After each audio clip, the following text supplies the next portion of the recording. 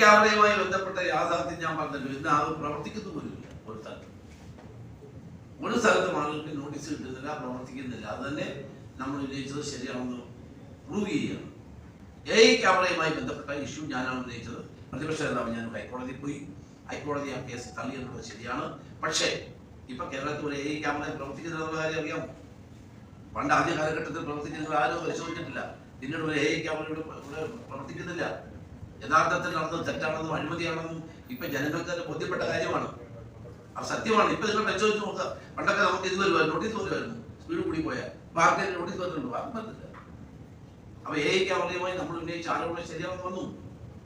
അപ്പൊ നമ്മൾ പറയുന്ന കാര്യം ഞാൻ കഴിഞ്ഞ ഗവൺമെന്റ് കാലത്താണ് ഉന്നയിച്ചത്. സ്പീക്കർ പറഞ്ഞതുകൊണ്ടാണ് ഞാനിത് പറഞ്ഞത്. അപ്പൊ അന്ന് കോടതി പോകുമ്പോൾ ചിലപ്പോൾ കോടതിയുടെ കമലൊക്കെ പറഞ്ഞത്, പക്ഷെ നമ്മൾ ഉന്നയിച്ചത് വസ്തുതാപരമായ കാര്യമാണ് എന്നുള്ളത് ഓർമ്മിപ്പിക്കാനാണ്.